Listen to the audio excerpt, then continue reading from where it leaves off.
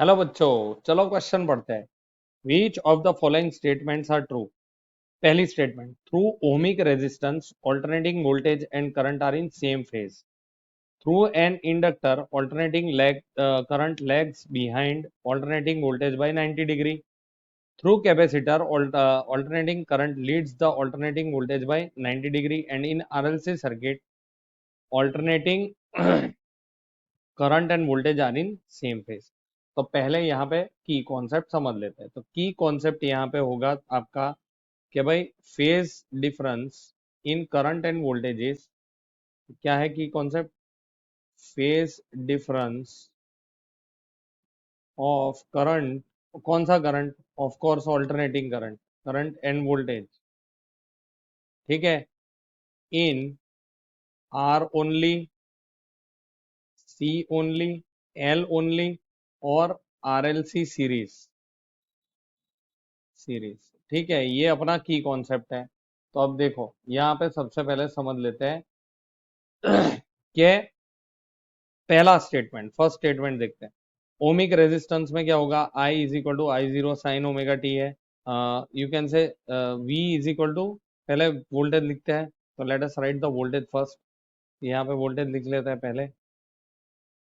तो let us write the voltage. V is equal to V zero, we will write V is equal to V zero sine omega T. क्या लिखेंगे? V zero sine omega T. और उसके ऊपर से हम लोग लिखेंगे I zero sine omega T. तो पहली कौन सी है? R only. तो आर ओनली में क्या होगा? करंट भी सेम ही फेज में होगा, साइन ओमेगा टी। तो यहाँ पे वी जीरो बाई आर होगा बेसिकली। तो इसी हिसाब से यहाँ पे दोनों का phase difference phi is equal to zero. तो ये जो पहली स्टेटमेंट है वो करेक्ट है। ठीक है, ये ट्रू है। चलो उसके बाद देखते हैं सेकंड वाली। सेकंड वाली में क्या है कि भाई इंडक्टर अकेला हो तो करंट लैग करता है। तो लेट अस चेक। तो यहाँ पे अगर इंडक्टर है, इन इंडक्टर मतलब ओनली एल, ये केस में क्या होगा? ये सेकंड वाला है। तो in case of only inductor देखो, आई इज इक्वल टू, और फिर से v is equal to V zero sine omega T है। अब यहाँ पे आगे यहाँ पे देख सकते हो, देखो in AC circuit containing inductance L only alternating current I lags behind the alternating voltage by pi by two. तो यहाँ पे क्या बोलेंगे कि it lags by pi by two. तो I is equal to I zero sine omega T minus pi by two. मतलब क्या कर रहा है? Current lags, current lags voltage, lags voltage. मतलब कि हमारी दूसरी स्टेटमेंट भी ट्रू हो गई। तो ये वाली भी ट्रू है। चलो तीसरी देखते हैं, कैपेसिटर। तो इसको वैसे दिखाया कैसे जा सकता है? देखो ये आई जीरो वी जीरो है। तो आई जीरो तुम्हारा होगा, लैग कर रहा है, तो ये तुम्हारा आई जीरो होगा। It lags by pi by two, pi by two से लैग कर रहा है इस, ऐसे अगर हम एंटी क्लॉकवाइज जा रहे हैं। और तीसरा जो है ओनली सी, तो ओनली सी के केस में ये थर्ड वाला है अपना। यहाँ पे भी v is equal to V zero sine omega T ले लो।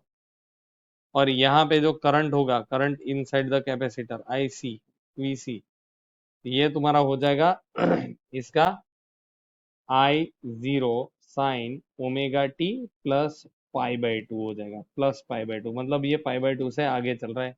करंट क्या करेगा? Leads voltage. तो ये केस में तुम ऐसे लिख सकते हो, ये वी जीरो है तो ये आई जीरो होगा, ये पाई बाई टू से आगे चल रहा है।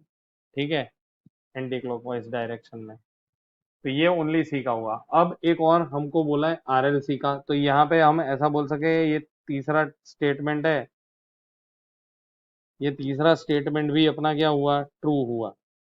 अब लास्ट देखते हैं, R L C circuit the alternating current and voltage are in same phase. तो ये तो पॉसिबल नहीं होगा। आप देख सकते हो यहाँ पे कोई फेज वैल्यू दिखाई है।